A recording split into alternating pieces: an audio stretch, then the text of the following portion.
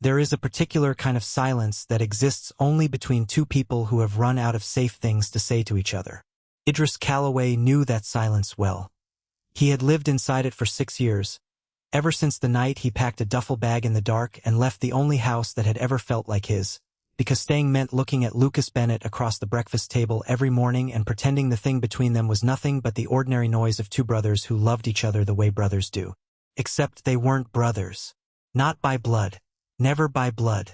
They were two boys the state had placed in the same house 11 years apart in age but only 2 years apart in loss. Both of them handed to a woman named Marguerite Bennett who told them, on their very first night under her roof, you don't have to share blood to share a name. In this house, you're brothers now.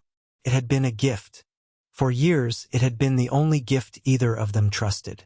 Now Marguerite was in a hospital bed in Asheville, North Carolina, and the letter in Idris's hand, postmarked 6 years ago, never delivered, found taped inside the lining of an old coat pocket during a hospital room cleanout, had just told him why he'd really been sent away. He was going home. And this time there would be no pretending. The bus dropped Idris at the end of Larkspur Road just as the sun was sliding behind the ridge, painting the whole valley the color of a bruise healing, purple going gold at the edges. He hadn't been back in 6 years. The porch light was the same amber bulb Marguerite always forgot to replace, and the mailbox still leaned 2 degrees to the left, the way it had since a UPS truck clipped it when Idris was 17. Some things stayed. Most things didn't. He didn't expect Lucas to be standing in the driveway. But there he was, taller than Idris remembered, broader through the shoulders in the way that came from years of hauling gear up mountainsides for a living. A search and rescue jacket slung over one arm like he'd just come off a call. His hair was longer. His jaw had the shadow of 2 days without a razor. He looked like a stranger wearing a face Idris had memorized before he understood what memorizing a face meant. You came, Lucas said. Not a question. Just a fact, said carefully, like he wasn't sure if it was good news or bad. She's my mother too, Idris said, and the word mother still felt like borrowed clothing, even after all these years. Where is everyone? Inside. Making too much coffee and not enough conversation. Lucas's mouth twitched, almost a smile. You look good, Iz. Nobody had called him that in 6 years. Idris felt it land somewhere under his ribs. You too, he said, and meant it more than he wanted to. They stood there a moment too long, the porch light buzzing above them, both of them holding something back with the practiced ease of men who'd had a decade of hiding to get good at it. How bad is she? Idris finally asked. Lucas's jaw tightened. Stable. For now. Heart's tired, the doctor said, like it's been carrying too much for too long. He looked at Idris when he said it, and Idris understood, with a small cold drop in his stomach, that they weren't only talking about Marguerite's heart. Inside, the kitchen smelled like it always had. Cedar and old coffee and the ghost of Marguerite's cinnamon bread. Her younger foster daughter, Priya, now 22 and studying nursing 2 towns over, hugged Idris so hard he nearly dropped his bag. Marguerite's neighbor, was refilling a coffee pot nobody was drinking from, because grief needed something to do with its hands. Idris sat where he used to sit, at the corner of the table nearest the window, and Lucas, out of habit or maybe not out of habit at all, sat across from him exactly where he always had. She's been asking for you, Priya said quietly. Once had wandered off to check the porch. Not in a scary way. Just, she keeps saying there's something she needs to fix before she can rest easy. Idris's hand found the folded letter in his jacket pocket. He hadn't told anyone about it yet. Not even Lucas. Especially not Lucas. Fix what? He asked. Priya shrugged. Tired. I don't know. She won't say. She just keeps looking at the two of you like she's waiting for something. Across the table, Lucas's eyes met Idris's, and for a second the 6 years folded up like a map, and they were 19 and 21 again, sitting in this same kitchen, not saying the thing that mattered. I should go see her tonight, Idris said. I'll drive you, Lucas said, too quickly, and Priya looked between them with the faint, knowing patience of someone who had grown up watching two people orbit each other and never quite collide. Lucas drove the long way, the mountain road instead of the highway, and Idris didn't call him on it. Some conversations needed 40 extra minutes of dark road and engine hum to survive. You never called, Lucas said eventually, eyes on the road. Not accusing. just laying the fact down between them like a stone. You didn't either. I tried. First year you left. You changed your number. Idris's stomach dropped. He hadn't changed his number by accident. He changed it because every text from Lucas had felt like touching something electric. Dangerous, thrilling, impossible to hold on to without getting burned. He'd been 22 and terrified of what he felt for the boy his mother called son in the same breath she called Idris son. I needed distance, Idris admitted. From all of it. From here. From me, Lucas said. Quiet. Not angry. Just tired of pretending he didn't already know. Idris looked out the window at the black shapes of trees rushing by. Yeah, he said finally. From you. Lucas didn't answer right away. When he did, his voice had gone rough at the edges. I used to think I imagined it. What was between us? Told myself it was just closeness. Growing up together does that, makes you close. I told myself that for years. Did it work? No, Lucas said. Not even a little. The truck fell silent except for the tires on gravel, and Idris let himself, for one reckless second, imagine reaching across the console and taking Lucas's hand off the wheel. He didn't. Neither of them was ready for that yet. Not with a hospital waiting at the end of the road and a mother between them who had built her whole heart around the word brothers. Marguerite Bennett looked smaller in the hospital bed than she had any right to look. This woman who had once carried two half-feral, grief-shattered boys into her home and out of foster care's revolving door by sheer force of will. Her hair had gone fully silver since Idris last saw her. Her eyes, when they opened, went straight to him and filled. There's my boy, she whispered, and Idris's throat closed around 6 years of unsaid things. He sat beside her. Lucas stood near the window, arms crossed, giving them space the way he always gave people space, quietly without making a show of it. I have to tell you something, Marguerite said, her hand finding Idris's. I should have told you years ago. I was afraid, and fear makes cowards of good people, and I was a coward, Idris. I need you to hear that before anything else. Idris's pulse picked up. He pulled the folded letter from his jacket and set it gently on the blanket between them. I found this. In your coat. At the house. It's Lucas's handwriting. Marguerite's eyes closed briefly, like something long-braced had finally been allowed to fall. I found it in his room, she said, the spring before you left for university, Idris. A letter he'd written and never sent. About you. About how he felt about you. Her voice cracked. Panicked.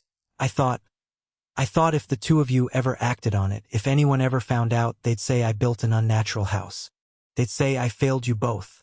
I was so afraid of losing you to a system that already took so much, that you separated us, Idris finished, the words tasting like old copper. The scholarship in Vermont. You pushed me to take it. I told myself it was for your future. Marguerite said, tears finally spilling. And it was a good school. But I picked it because it was far. I picked it because I was scared of what I saw growing between you two. And I thought distance would smother it before it became something that could hurt you both, hurt this family. Her hand tightened on Idris's. I was wrong. I took 6 years from you both to protect a family that only ever needed you to be happy. I am so sorry. Behind them, Lucas hadn't moved. His voice, when it came, was very quiet. You read my letter. I did, Marguerite said. And I have thought of that boy's handwriting every single day since, wondering if I broke something in both of you that never healed right. The room held its breath. Idris found Lucas outside, in the hospital courtyard, sitting on a concrete bench under a sky gone thick with stars. He'd taken the letter with him, old paper, careful handwriting, ink slightly smudged like it had been written and rewritten and cried over. You don't have to read it, Lucas said without looking up. I want to. Idris sat beside him, close enough that their shoulders nearly touched. If that's okay. Lucas didn't answer, which Idris took as permission. He unfolded the letter carefully, the way you'd open something fragile enough to be irreplaceable. I don't know how to say this without ruining everything, so I'm writing it instead, and I'm probably never going to send it. I think I've loved you since I was 17 and you laughed for the first time in that house and it sounded like something breaking open instead of breaking apart. I don't know what that makes us. I don't care what it makes us. I just know I'd rather be nothing to you than lie to you for the rest of my life about what I feel every time you're in the room. It ended there, unfinished, like the boy who wrote it had run out of courage exactly where it mattered most. Idris folded it slowly, his hands unsteady. You were 17. I was 17 and terrified, Lucas said. And then I turned 18 and 19 and I kept being terrified, and then you were gone, and being terrified didn't matter anymore because there was nothing left to be terrified of. I felt it too, Idris said. The words came out smaller than he meant them to, like they'd been kept in a box too long and had forgotten how to be big. Since before I understood what it was. I used to think something was wrong with me. Not because it's you. Because I thought loving my brother, even a brother by name, meant I was broken somewhere. You're not broken, Lucas said, turning to look at him fully for the first time. You never were. I used to lie awake trying to figure out how to feel what I felt about you and still be a good son to a woman who saved both our lives. I never found an answer. I just found 6 years of missing you instead. Idris's chest ached with something that wasn't quite grief and wasn't quite hope but lived somewhere dangerous in between. So what do we do with it now? Now that it's not a secret. Lucas's hand found his on the concrete bench, and this time Idris didn't pull away. I don't know, Lucas said honestly, but I don't want to spend another 6 years not knowing on purpose. Marguerite's recovery gave them an excuse to stay in the same town for 3 weeks that summer, and 3 weeks became the strange, suspended space where two men who had once been forced apart by fear slowly, carefully, began learning how to exist in the same room without flinching. It wasn't dramatic. It was smaller than that and truer for it. It was Lucas teaching Idris to identify hawk calls on the ridge behind the house, standing close enough that their sleeves brushed and neither of them moved away. It was Idris cooking dinner every night because it was the only language he'd ever trusted more than words, and Lucas eating whatever was put in front of him like it was the finest thing he'd ever tasted, because in a way it was 6 years of missed dinners, condensed into one plate. It was quiet conversations on the porch after Priya and Dot had gone to bed, where they talked about everything except the one thing sitting between them, until one night they didn't. I kept your key, Lucas admitted out of nowhere one night in late July. To the old house. I never had the lock changed. Told myself it was for emergencies. Lucas. I know how that sounds. He looked down at his hands. I just wasn't ready to admit the door was supposed to stay open for you specifically. Idris reached over and laced their fingers together on the porch swing, and for a long moment that was enough. No confession, no declaration, just two hands finally allowed to hold what they'd been afraid to hold for years. Not every night was soft. There was one, in early August, when Lucas came back from a difficult rescue call, a hiker who hadn't made it, and shut himself in the guest room instead of coming to find Idris the way he usually did. Idris knocked twice before Lucas let him in, and found him sitting on the edge of the bed with his hands pressed hard against his eyes. I keep thinking, Lucas said, voice rough, about how easy it would have been to lose you completely. Not to a mountain. To me being too scared to say anything before you left. I think about that family up there today, and how fast everything can just end. And I think, what if I never told you? What if Marguerite never found that letter? Idris sat beside him, close, and said nothing for a while, because some fears didn't need answering, only sitting with. You're not going to lose me, Idris finally said. Not to fear. Not anymore. I spent 6 years running from what I felt for you because I thought it made me a bad son, a bad brother, a bad person. I'm done being scared of loving you, Lucas. If you're not. Lucas looked up at him, eyes wet, and for the first time in 11 years of knowing each other, he didn't hold anything back. I'm not, he said. I've never been more sure of anything. The hardest conversation wasn't between the two of them. It was the one they had together with Marguerite, 3 weeks later, on the porch where it had all first cracked open. I need you both to hear this clearly, Marguerite said, her voice stronger now, color back in her face. I called you brothers because I wanted you to know you belonged to each other, that no court order could take that away. I never meant for that word to become a cage. She reached for both their hands. You are not related by blood. You never were. What grew between you grew because two hearts recognized something safe in each other after years of nothing feeling safe at all. I was wrong to be afraid of that. I am not afraid of it now. You're not upset? Idris asked, still bracing for something that never came. I am upset, Marguerite said, that I cost you 6 years. I am not upset about who you love. I built this family so the two of you would never again feel like unwanted pieces of somebody else's broken home. Watching you finally choose each other, that's not the ending of the family I made. That's the whole point of it. Lucas's hand found Idris's on the porch swing. Steady now, unafraid. Family by name, Marguerite said softly, was only ever supposed to be the beginning of the story, not the whole of it. It was Priya, weeks later, going through old boxes to help Marguerite downsize, who found the second letter, one Marguerite had written but never sent, addressed to a version of Idris and Lucas who didn't yet exist. Idris read it on the porch, Lucas's shoulder warm against his. To my sons, whenever you're ready to read this. I am writing this the year I sent Idris away, and I already regret it. I am doing it out of love and out of fear in equal measure, and I don't know yet which one will win. If you are reading this together, both of you, then I hope it means the fear lost. I hope it means you found your way back to each other despite me, or because I finally found my courage. Either way, I love you both exactly as you are. I always did.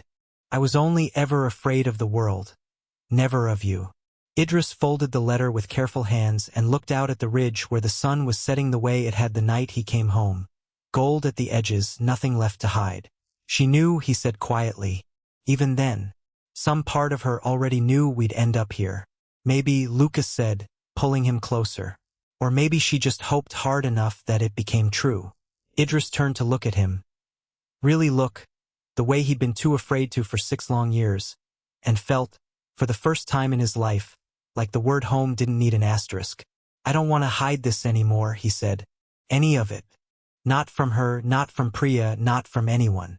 You won't have to, Lucas said and kissed him, soft, unhurried, 6 years overdue. On the porch where it had all begun, under a sky finally honest enough to hold them both. A year later, Marguerite stood on that same porch, healthier than she'd been in a decade, watching Idris and Lucas string paper lanterns across the yard for a small, quiet celebration that wasn't quite a wedding and wasn't quite not one. Just 2 men choosing, publicly and without fear, to belong to each other the way they'd secretly belonged to each other since they were boys too young to have the words for it. Family by name, Marguerite murmured to Dot, watching them laugh together under the lanterns. Lucas's hand resting easy at the small of Idris's back like it had always lived there. Turns out that was never the whole truth. It was just where the real story started. Above them, the ridge went gold at the edges, the way it always did at dusk.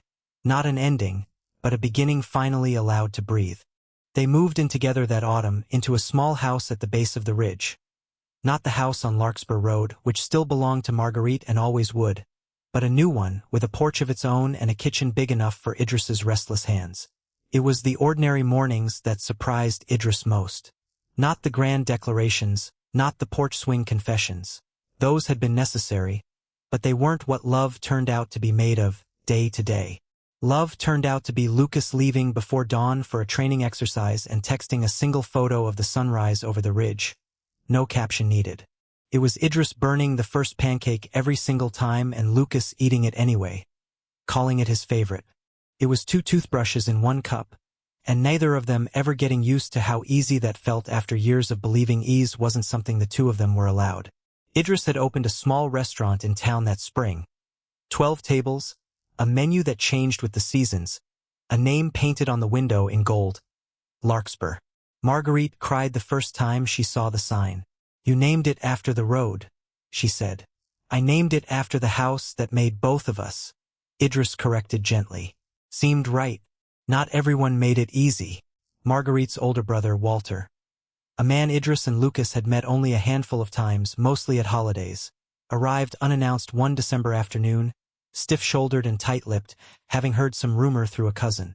I don't understand what this is, Walter said in the kitchen, not quite looking at either of them.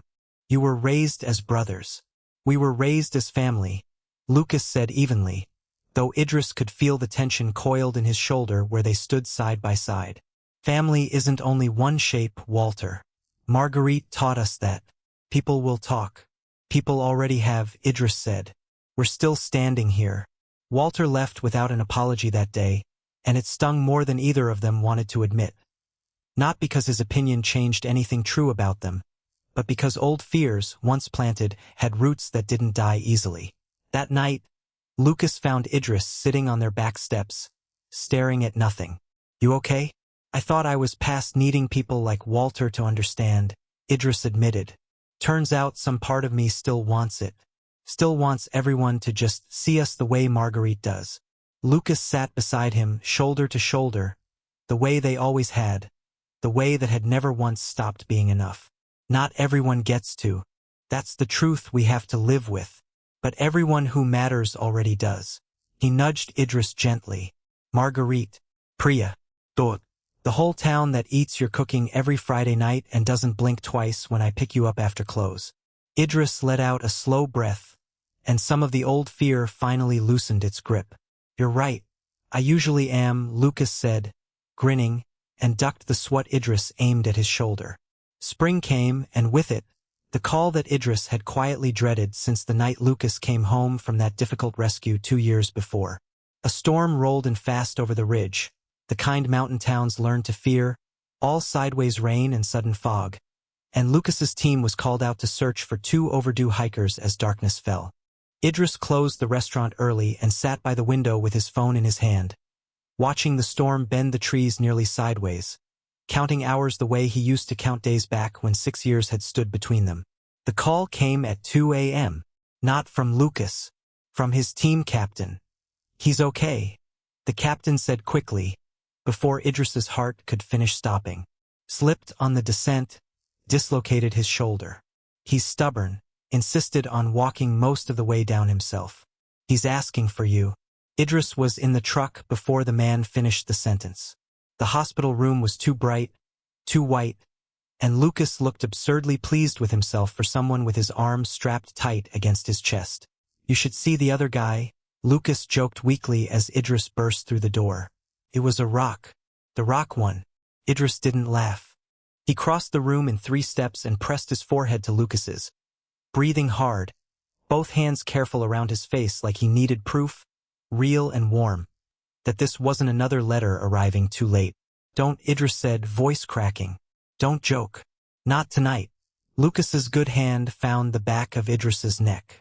Hey, I'm here. "I spent 6 years terrified of losing you to distance," Idris said, "and tonight I understood for the first time what it would actually feel like to lose you to something I can't argue with, can't run from, can't fix with a phone call. I don't know what to do with that fear." Lucas was quiet a moment, thumb moving gently against Idris's jaw. "You don't do anything with it," he said finally. "You just let it make you love harder instead of smaller. That's the only thing fear's ever good for." Idris huffed something between a laugh and a sob and kissed him carefully, mindful of the sling, mindful of every bruised and mortal thing about the man in front of him. "Marry me," Idris said, before he'd even decided to say it. "Not someday. Not when it's convenient. Soon. I don't want to spend 1 more year almost losing you without your name legally, officially, permanently tangled up with mine." Lucas blinked, then laughed. A real laugh, startled and bright, entirely unbothered by the hospital bed or the sling or the ridiculous timing of it all. "You're proposing to me in a hospital gown." "I'm proposing to you in general," Idris said. "The gown's just bad luck." "Yes," Lucas said, before Idris could second-guess a single word of it. "God, yes." They were married in June, on the ridge behind the house on Larkspur Road, under the same string of paper lanterns Marguerite had once watched them string up a year before, except this time there was no ambiguity in what the gathering meant. Priya stood beside Idris as he said his vows, radiant in a blue dress, unable to stop smiling through happy tears. Dot cried loudly enough that half the guests laughed. Marguerite sat in the front row in a chair someone had carried up the hill for her, her hand pressed to her chest, watching 2 boys she had once pulled out of separate kinds of nothing become, finally, entirely each other's whole world. "I used to think love was something you had to be brave enough to survive," Lucas said in his vows, voice unsteady. "I know now it's something you get to survive into mornings, into ordinary Tuesdays, into a lifetime of being exactly who I am without flinching, because you're the one standing across from me." Idris, when it was his turn, could barely get the words out. You were the first person who ever made silence feel safe instead of frightening, he said. I spent years running from that safety because I didn't think I deserved it. I'm done running. I choose you not because we were told to be family, but because, given every choice in the world, I would choose you every single time. When Lucas kissed him at the end of it, the whole ridge seemed to hold its breath and then release it all at once, gold light spilling over the mountains exactly the way it had the night Idris first came home. Years later, when people in town asked how the two of them met, Idris would smile and say simply, we were family first. And when people tilted their heads, unsure what to make of that, Lucas would finish it for him. Family by name, he'd say, until we finally let it become something we chose, too. Marguerite lived to see their 10th anniversary, sitting on the porch of Larkspur Road in a chair worn soft from years of use, watching Idris and Lucas, older now, steadier, still absurdly in love, dance badly and happily in the yard to music only they seemed to fully hear.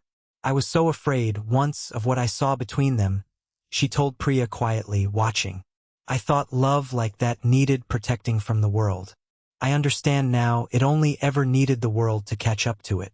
Above the ridge, the sky went gold at the edges, the way it always did, holding nothing back anymore, hiding nothing at all.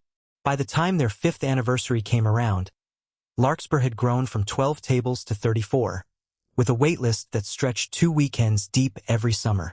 Idris had hired a small kitchen staff, though he still came in early most mornings to make the bread himself because some habits were less about necessity and more about keeping a promise to the boy he used to be, the one who'd learned in Marguerite's kitchen that cooking for someone was its own kind of saying I love you when the words felt too dangerous to speak aloud. Lucas had been promoted to lead his search and rescue team the year before, a role that came with less time on the mountain and more time behind a desk than he'd ever wanted, though he never complained about it in front of Idris. He complained about it plenty on the porch, late at night, boots off, head in Idris's lap, grumbling about paperwork like it was a personal enemy. You could go back to the field more, Idris said one such night, running a hand through Lucas's hair. I wouldn't stop you. I know you wouldn't. Lucas caught his hand, pressed a kiss to the knuckles. I made the choice myself. Fewer solo climbs. More time coming home for dinner. He looked up at Idris, half smiling. Some risks aren't worth taking twice, once you've got someone worth coming home to. It wasn't said as a big moment. It didn't need to be. 5 years in, the big moments had mostly given way to 1,000 small, steady ones, and Idris had come to understand that this, more than any porch swing confession, was what people meant when they talked about a love that lasted. Priya married that autumn, a quiet, laughing woman named Faith she'd met during her nursing residency, and asked Idris to walk her down the aisle, since her own parents had never been part of the family that mattered. You and Lucas are the only real brothers I've got, she told him, eyes wet, the week before. I want you there. Both of you. Idris walked her down a path strung with the same paper lanterns from his own wedding, borrowed back for the occasion, and when he handed her hand to Faith's, he caught Lucas's eyes across the aisle and saw the whole of their shared history reflected back at him. 2 broken boys who'd built, against every odds stacked against them, an entire family capable of holding this much joy. Marguerite, 81 now and moving slower, sat in the front row with a cane across her knees, dabbing at her eyes with a handkerchief Dot kept passing her in an endless, loving relay. Look what we made, she whispered to Dot. Out of nothing at all. Look what we made. It was Lucas who brought it up first, nearly 7 years into their marriage, on an ordinary Sunday with rain against the windows and a fire going low in the hearth. I keep thinking about it, he said, staring into the flames rather than at Idris, about what Marguerite did for us. Taking in kids nobody else wanted and building something out of the wreckage. I keep thinking maybe that's a debt worth passing forward. Idris set down the book he wasn't really reading. You want to foster. I want to try, Lucas said carefully. Not to replace anything. Not because our life is missing something. Just because I know what it's like to be a kid nobody fights for, and I know what it's like to finally have someone fight for you anyway. I'd like to be that for someone if we can. Idris thought about the boy he'd been, 11 years old, silent for the first 4 months in Marguerite's house because he didn't yet trust that speaking wouldn't get him sent away again, and about the woman who had simply kept showing up, day after day, until silence stopped feeling like the only safe language he had. Okay, Idris said softly, let's try. The boy's name was Samir. He was 9 years old, quiet in the particular way that Idris recognized instantly and painfully, arriving with a single backpack and eyes that cataloged every exit in a room before he'd even sat down. It took him 4 months before he laughed for the first time in their house. A startled, disbelieving sound, quickly swallowed, like he wasn't sure he was allowed to keep it. Idris remembered that sound. He remembered being on the other side of it, remembered Lucas being the one who'd first drawn it out of him all those years ago on Larkspur Road. "You okay?" Lucas asked quietly. Watching Idris's face the evening, Samir finally laughed at something Lucas said about a burnt casserole. "Yeah," Idris said, throat tight. "Just full circle, I guess." They fostered Samir for a year and a half before the adoption was finalized, and 2 years after that, they took in a baby girl named Ren, born to a mother who couldn't keep her and had specifically asked, reading through the foster agency's file, for a home that already knew what it meant to build a family out of choice instead of blood. Family by name, Lucas murmured to Idris the night they brought Ren home, watching Samir, 13 now, gangly and protective, hover over her crib like a small, fierce guardian. "Guess we're passing that phrase down too." "Good," Idris said, leaning into him.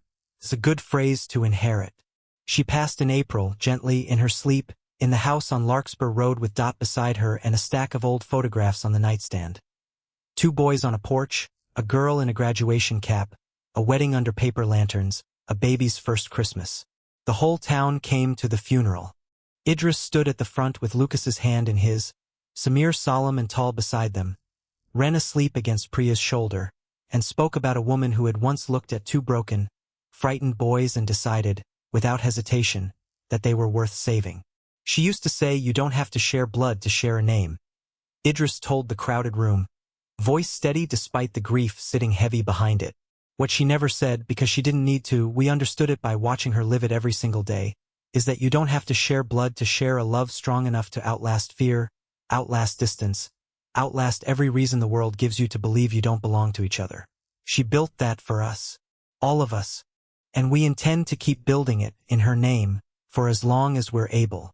Afterward, on the porch of the house that had started everything, Lucas found Idris standing alone, looking out at the ridge going gold at the edges the way it always did. "She'd be proud," Lucas said quietly, wrapping an arm around him. "Of all of it. The restaurant, the kids." "I know," Idris said. "I just wish she could have stayed long enough to see how far it goes. How far we still have left to build." "She saw enough," Lucas said. "She saw the whole shape of it. The rest is just us filling it in."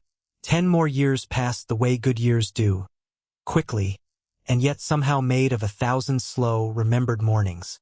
Samir grew into a broad-shouldered young man who joined Lucas's search and rescue team the summer he turned 22, calling his father on the radio with a pride in his voice that still undid Lucas every time.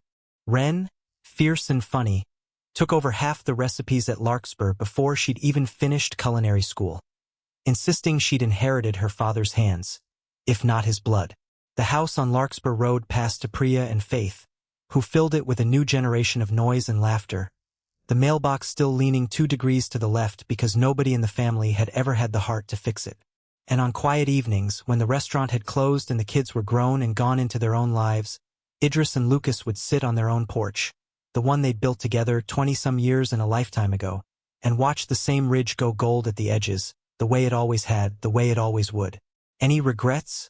Lucas asked once, only half joking, threading his fingers through Idris's the way he had 10,000 times before.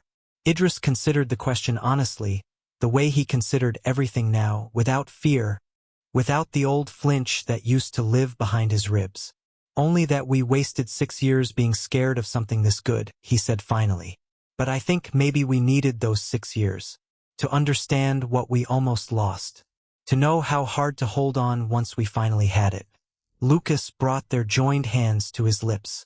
"Family by name," he murmured, the old phrase worn soft and warm with 2 decades of meaning. "Best thing that ever happened to either of us. Best thing we ever chose for ourselves," Idris corrected gently. "Marguerite gave us the name. We're the ones who turned it into a home." Above them, the sky went gold, then rose, then the deep, settled blue of a night that held no more secrets. only the long, steady, ordinary miracle of two lives, finally, fully, permanently entwined. Idris Calloway was 11 years old the first time he set foot in the house on Larkspur Road, and for the first 4 months he lived there, he didn't say a single word. It wasn't that he couldn't. The caseworker had made that clear in her notes, handed over to Marguerite Bennett in a manila folder thick with the kind of language that tried to describe a childhood without ever quite naming what had happened in it. Verbal when necessary. Displays selective mutism in unfamiliar or high-stress environments. Recommend patience, not pressure. Marguerite had read every page twice before Idris arrived, sitting at her kitchen table with a cup of tea gone cold, and had decided, before she ever met the boy behind the words, that she would give him exactly what the file asked for. Patience and no pressure at all. He arrived on a Tuesday in October, in a coat too big for him, carrying a garbage bag instead of a suitcase because nobody had thought to give him one. He stood in the doorway of the house on Larkspur Road like he was waiting to be told to leave, the way Marguerite would later learn. He'd been told to leave 3 times before in the past 2 years. You don't have to talk, she told him, crouching down to his eye level, careful not to reach for him. Not today. Not until you want to. This house isn't going anywhere, and neither am I. He didn't answer, but he stepped inside. Upstairs, in the room that would become his, another boy was waiting, 13 years old, already tall for his age, sitting cross-legged on the floor of the room next door with the door propped open, close enough to be seen but not so close as to feel like an ambush. That boy was Lucas Bennett, and he had been living in Marguerite's house for 8 months already, long enough to have learned the particular grammar of arriving somewhere broken and needing, more than anything, to not be looked at too directly while you figured out how to exist in it. Hey, Lucas said, when Idris's silent, careful footsteps passed his door. He didn't get up. He didn't smile too big. He just said it, plain and unhurried, the way you'd greet a cat that might bolt if you moved wrong. I'm Lucas. You don't have to say anything back. Idris looked at him for a long moment, the first time he'd looked directly at anyone since the caseworker's car pulled away, and then, silently, he nodded and continued down the hall to the room that was now his. It wasn't much, but it was, Marguerite would say years later, the first brick in the foundation of everything that came after. It took Idris 4 months to speak his first full sentence in that house, and when he finally did, it wasn't to Marguerite and it wasn't dramatic. It happened on a rainy February afternoon, the 2 boys sitting at opposite ends of the living room rug, a jigsaw puzzle spread out between them that Lucas had started alone and Idris had, wordlessly, begun helping with 3 days earlier. You're doing the sky wrong, Idris said, quiet but clear, pointing at a cluster of blue pieces Lucas had jammed together in the wrong order. It goes lighter toward the middle, like it's fading. Lucas looked up, startled. Not by the correction, but by the sound of a voice he'd started to wonder if he'd ever hear directed at him. He didn't make a big deal of it. He'd learned, in his own 8 months of learning the shape of this house, that making a big deal of things was often the fastest way to make them stop. Show me, he said instead, sliding the pieces over. Idris did. And after that, something in the house shifted, not all at once, but steadily, the way weather changes. A boy who didn't speak began speaking a little more each week, usually to Lucas first about small things, puzzle pieces, the right way to organize a bookshelf, which brand of cereal was worth eating and which wasn't. Marguerite noticed and said nothing because she had learned, in years of fostering children the world had already tried and failed to break gently, that the best thing she could do was let good things grow without commenting on them too loudly. By summer, the 2 boys who had started as strangers in adjoining rooms had become something else. Not quite friends yet, not quite brothers, but 2 kids who had each found, in the other, the first person in a long time who didn't require them to perform being okay. They built a fort in the backyard out of old pallets that June. They caught fireflies in mason jars and argued, gently, about whether it was cruel to keep them even for one night. Idris, 11 and still careful with his words, decided it was.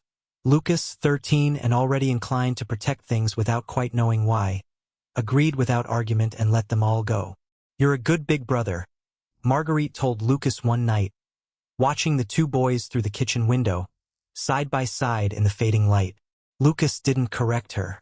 He didn't yet have the words for what he was starting to feel watching Idris laugh, really laugh for the first time, at something Lucas had said, He only knew it felt important in a way that went beyond the ordinary loyalty of siblings, though it would be years before either of them understood what that difference meant. 2 years passed the way childhood does when it's finally allowed to be soft, quickly, and yet etched permanently into everything that came after. Idris turned 13. Lucas turned 15. The house on Larkspur Road had, by then, become entirely theirs in the way a house becomes a home. Worn paths in the yard where they'd walked 1,000 times, initials carved discreetly into the underside of the porch railing, a specific creak in the third stair that they both, without ever discussing it, knew to avoid on nights when they were sneaking down for a midnight snack.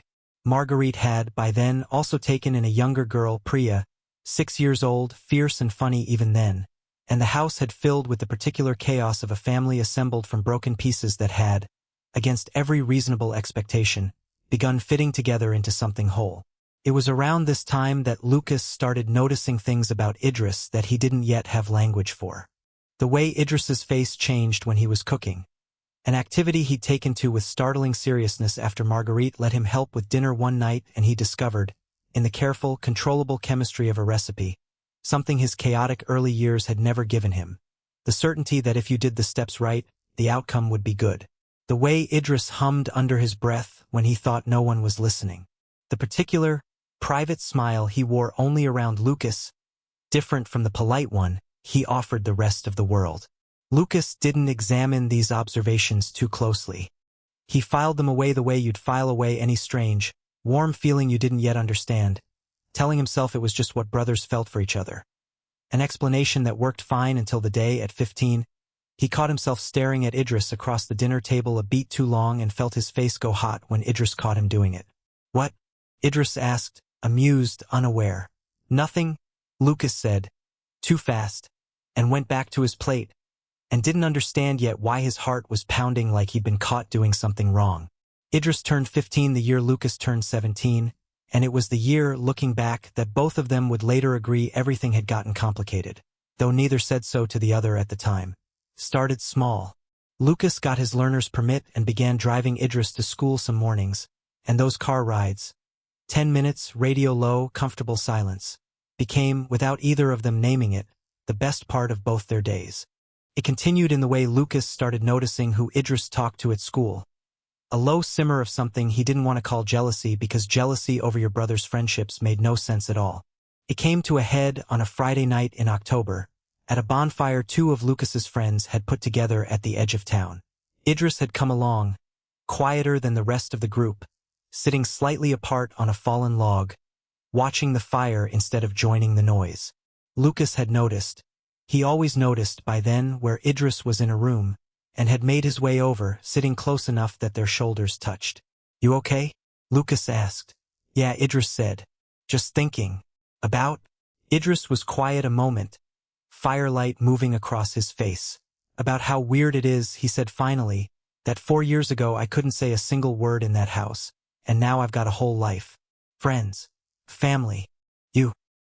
He glanced at Lucas, something unguarded in his expression that Lucas would remember for years. "I don't know what I'd have become without you being the first person who didn't push." Lucas's chest went tight in a way that had nothing to do with brotherly affection and everything to do with something he still didn't have a name for. "You'd have gotten there anyway," he said, voice rougher than he meant it. "You're stronger than you give yourself credit for." "Maybe," Idris said. "But I'm glad I didn't have to find out alone." They sat like that a while longer, shoulders touching, firelight between them and around them, and Lucas understood, with a clarity that scared him, that whatever he felt for the boy beside him had stopped being brotherly a long time ago, and that he had absolutely no idea what to do with that understanding except bury it as deep as it would go. He was 17 when he wrote it, the letter Marguerite would find years later, taped inside the lining of a coat pocket, its existence the quiet earthquake that would eventually bring both boys back together. He wrote it on a night in late spring, unable to sleep, Idris's laugh from earlier that evening still echoing in his ears. Idris, 15, laughing at something Lucas had said, head thrown back, easy and unguarded in a way that made Lucas's whole chest ache with something he'd stopped trying to pretend was ordinary. "I don't know how to say this without ruining everything, so I'm writing it instead, and I'm probably never going to send it." He wrote 3 drafts before he settled on the words. He read it back once, folded it carefully, and put it in the drawer of his desk, telling himself he'd burn it eventually, once he'd found the courage to stop needing it to exist at all. He never burned it. He forgot, over the busy months that followed, that he'd ever kept it somewhere findable, tucked, eventually, into the lining of an old coat he rarely wore, the way you bury a secret somewhere you can convince yourself doesn't count as keeping it. He didn't know that spring that Marguerite would find it within the year. He didn't know how much that discovery would cost him, cost both of them, in the years that followed. He only knew, writing it, that for one private, terrified moment, it felt better to have the truth exist somewhere, even unread, than to carry it entirely alone. Marguerite found the letter on a Tuesday in autumn, doing laundry, checking pockets out of the same habit that had saved more than one important paper from the wash over the years. She almost didn't read it. She told herself, folding it back up, that it wasn't hers to read. She read it anyway. She sat on the edge of Lucas's bed for a long time afterward, the letter in her lap, feeling something complicated and frightened settle into her chest. She was not, she would tell herself later, afraid of who Lucas loved.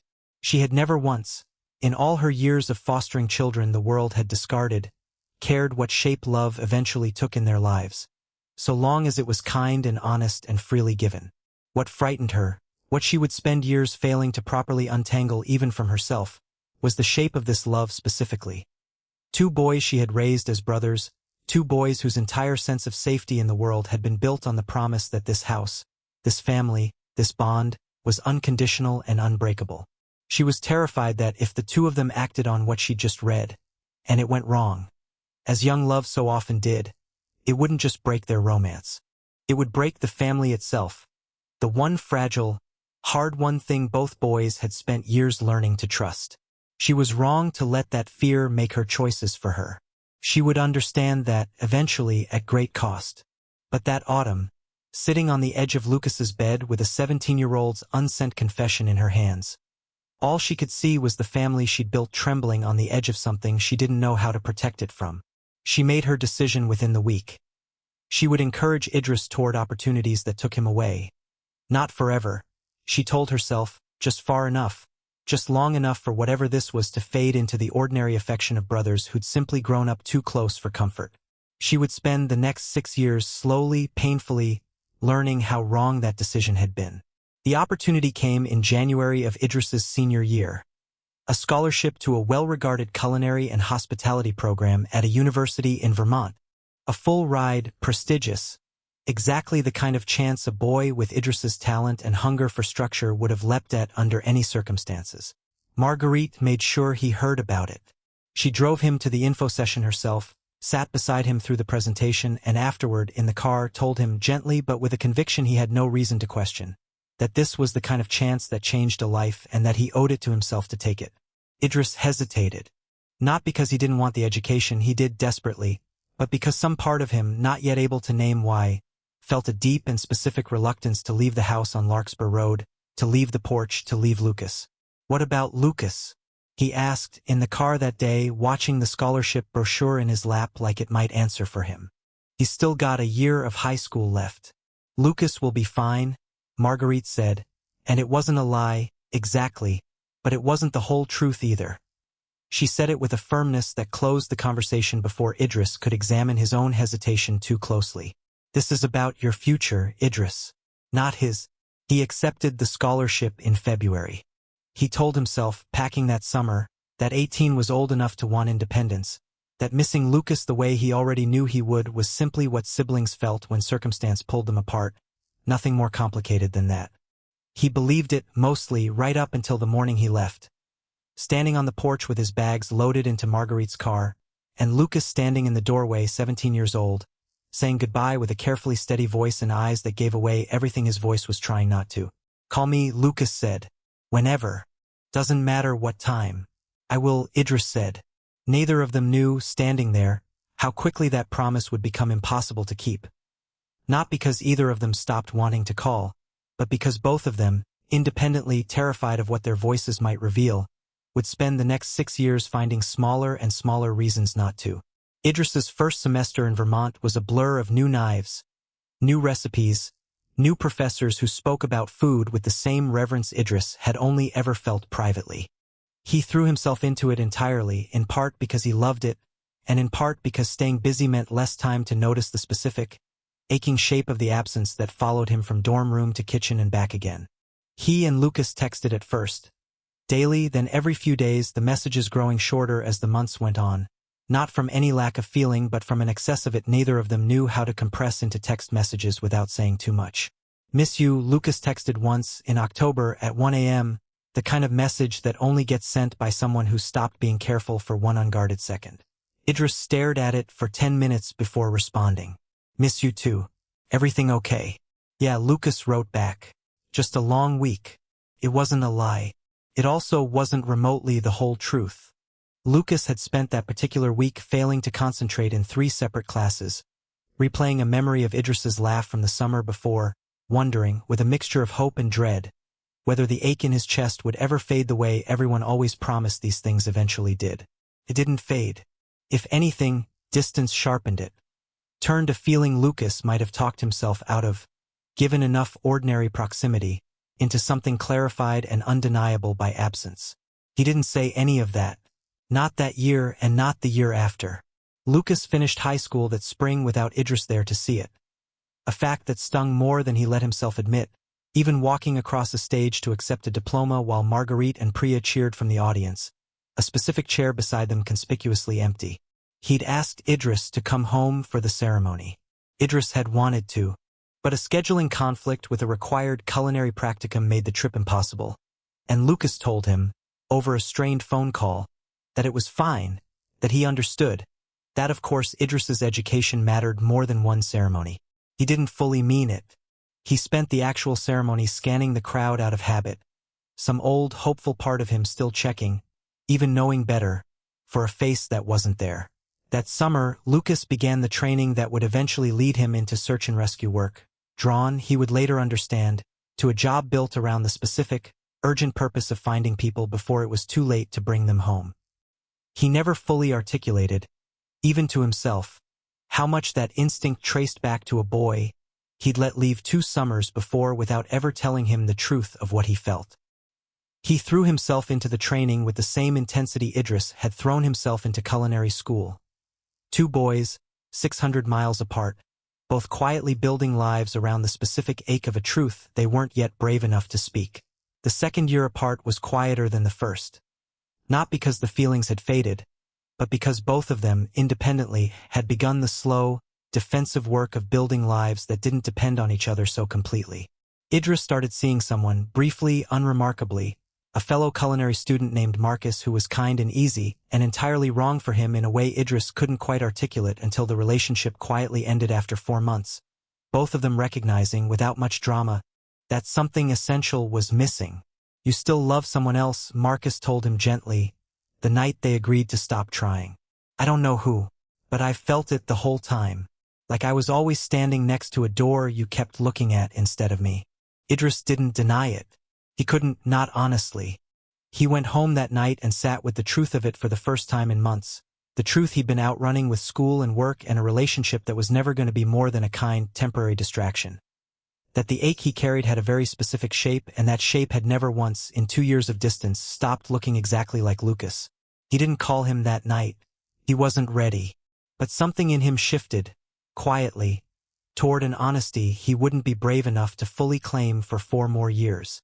Marguerite watched the growing distance between her 2 boys with a complicated grief she didn't fully understand yet. She had expected, when she encouraged Idris toward Vermont, that time and space would gently dissolve whatever she'd glimpsed in that letter into something manageable, ordinary sibling affection, nothing more.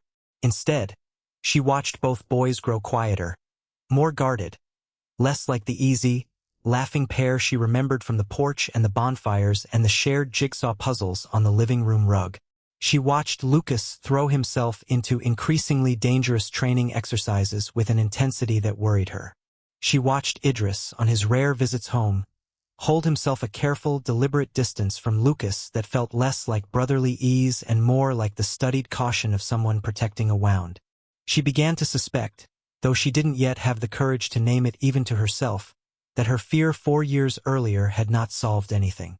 It had only pushed something real and important underground, where it continued growing in the dark, unattended, instead of being allowed to breathe in the light where it might have been handled with more grace. She kept the letter. She told herself, every year that passed, that she would find the right moment to bring it up, to apologize, to undo the quiet damage she suspected she'd caused.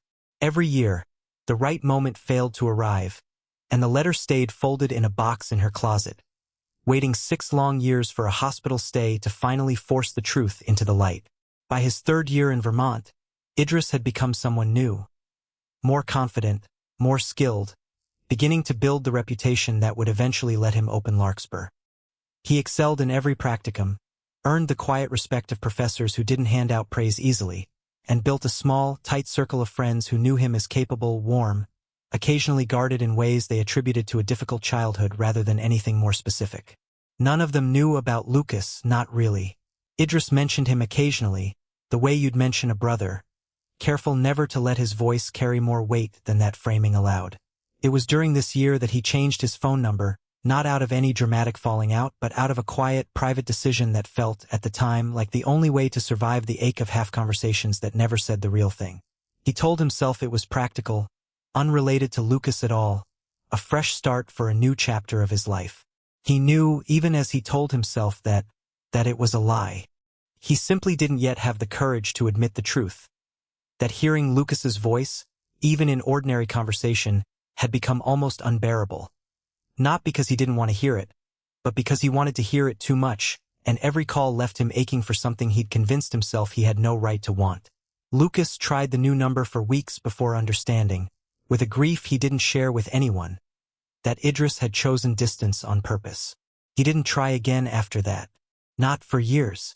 With the door to easy contact closed, Lucas turned fully toward the work that would define the next several years of his life. He excelled in his search and rescue training, earned a reputation for a specific, unshakable calm in crisis situations that made him invaluable on difficult calls. He moved out of the house on Larkspur Road into a small apartment closer to the ranger station, visited Marguerite and Priya often, and built, around the edges of a life still quietly organized around an absence, something that looked, from the outside, like a man who had moved on entirely. He hadn't. Not really. He simply learned, the way people do, how to carry an ongoing ache without letting it show on the surface. A skill that would serve him well professionally, in a job that demanded steadiness above all else, and would cost him privately, in the slow accumulation of years spent only half present in his own life. He dated occasionally, always briefly, always with the same underlying honesty he eventually offered each person. That he wasn't available for anything deep, that he had a wound somewhere he wasn't ready to name, that they deserved someone who could give them more than he currently had to give. Most of them left disappointed but understanding. A few asked, gently, if the wound had a name. He never told them. Not once, in 6 years, did he say the name out loud to anyone but Marguerite, and even then, only in the vaguest, most guarded terms. Someone from a long time ago, he'd say, when she asked, careful never to let the specifics show. She knew anyway. She had known since the letter. But she kept her own guilty silence a little longer, telling herself every year that the damage was already done, that reopening it now would only make things worse. The years accumulated the way years do, not dramatically, but in the steady, quiet accretion of birthdays celebrated separately, holidays where one or the other found a reason to be elsewhere, phone calls that grew shorter and rarer until they stopped altogether, replaced by the occasional group text in the family chat Marguerite insisted on maintaining, where both boys' contributions grew increasingly brief and impersonal. Idris graduated top of his class and took a position at a well-regarded restaurant in the city, building the skills and reputation that would eventually let him return home and open something of his own. Lucas rose through the ranks of his search and rescue team, eventually becoming one of the youngest lead climbers in the region's history, known for a specific willingness to take on the most dangerous recoveries, a reputation that worried Marguerite more than she ever said aloud, though she suspected, privately, exactly what emotional wound was driving it. They saw each other exactly 4 times in 6 years, each holiday visit shorter and more carefully managed than the last, both of them polite and warm and entirely, deliberately careful never to be alone together for more than a few minutes at a time. Marguerite watched these visits with growing heartbreak, understanding, more each year, The scope of what her fear had cost them both. She almost told them the truth a dozen times. Each time, her own fear, quieter now, but still present, stopped her at the last moment. It would take a failing heart, a hospital bed, and a coat pocket rediscovered during a moment of forced honesty about her own mortality, to finally give her the courage the 6 years before had never quite provided. In the 6th year, on an ordinary Tuesday in early spring, Marguerite Bennett's heart, tired from decades of carrying more than any one heart should reasonably have to hold, finally gave a warning it could no longer be ignored. She was found by Dot, collapsed in her garden, and rushed to the hospital in Asheville with a diagnosis that made clear, in the particular blunt language doctors use when time has become a real consideration, that the years ahead were no longer guaranteed the way they once had felt. Lying in that hospital bed that first night, alone before either of her children arrived, Marguerite thought, really thought, without the comfortable escape of another year's postponement, about the letter still folded in a box in her closet, about the 6 years of quiet, unnecessary distance she had, however unintentionally, engineered between the two people she loved most in the world. She thought about the boy who hadn't spoken for 4 months, and the boy who'd waited patiently in the next room for him to be ready. She thought about the fireflies released instead of kept. She thought about a jigsaw puzzle, a porch swing, a bonfire, a letter never sent. She picked up her phone, hands trembling slightly, and asked Dot, who had stayed the night in the chair beside her bed, to do one thing for her in the morning. Go to the house, find the old gray coat in the hall closet, and check the lining of the left pocket. What's in it? Dot asked gently. A mistake, Marguerite said, that I've let cost 2 people I love 6 years of happiness they should never have had to go without. She closed her eyes, exhausted, resolved. It's time I fixed it. Whatever's left of my time, I intend to spend it fixing that, if nothing else. Dot found the letter the next morning exactly where Marguerite said it would be. And 2 days later, it was on its way to Idris, the first domino in the long-overdue collapse of 6 years of careful, unnecessary distance, setting in motion the reunion that would finally, after everything, bring 2 boys who had once been strangers in adjoining rooms all the way home to each other. No account of the years before is complete without Odette Marchand, the woman who ran the kitchen at Bellamy's, the restaurant in the city where Idris took his first real position after graduation, and who became, in her own gruff and exacting way, as important to who Idris became as Marguerite had been to who he survived being. Odette was 61 when Idris walked into her kitchen for the first time, a slight, silver-haired woman with forearms scarred from 30 years of burns and cuts, and a reputation for reducing grown men to tears with a single sentence about their knife work. She hired Idris on a trial basis, watched him for 2 weeks without comment, and then, on a Friday night during the dinner rush, said the only thing that mattered. "You cook like you're apologizing for something," she told him, not unkindly, watching him plate a dish with careful, almost pleading precision. "Every plate you send out, you're asking permission for it to be good enough. Stop asking. Just make it good, and let the food answer for itself." Idris didn't understand, at first, how completely that observation applied to more than just his cooking. It took him the better part of a year, long nights in Odette's kitchen, learning not just technique but a kind of hard-won confidence he hadn't been permitted to develop as a child who'd learned early that wanting things loudly could get you sent away, to understand that he'd spent his whole life cooking and loving and living the same careful, apologetic way. "You remind me of someone," Odette told him once, late one night after service, the 2 of them sharing a rare, quiet moment over the last of a bottle of wine meant for staff. "Not in the cooking, in the way you carry yourself, like you're bracing for someone to tell you that you don't deserve to be here." "Old habit," Idris said, which was as close to the truth as he was willing to get with anyone in those years. "Old habits get expensive," Odette said, "the longer you keep paying for them." She topped off his glass, unbothered by his silence, the way she was unbothered by most things. "Whatever it is you're bracing against, a person, I'd guess, by that particular flavor of sad you're carrying, you might consider that some things are worth the risk of being told no." Idris didn't answer, but he thought about it, thought about Lucas 600 miles and a phone number away, more that night than he had in months. He didn't do anything about it. Not yet. But Odette's blunt, unromantic wisdom planted something in him that would, years later, make it easier to finally say the things he'd spent a decade too afraid to say. The incident on Cades Ridge happened in Lucas's 4th year on the search and rescue team, and though it never came up much in the years that followed, Lucas wasn't a man who dwelled on his own close calls. It marked a quiet turning point in how he understood the risks he was taking and why.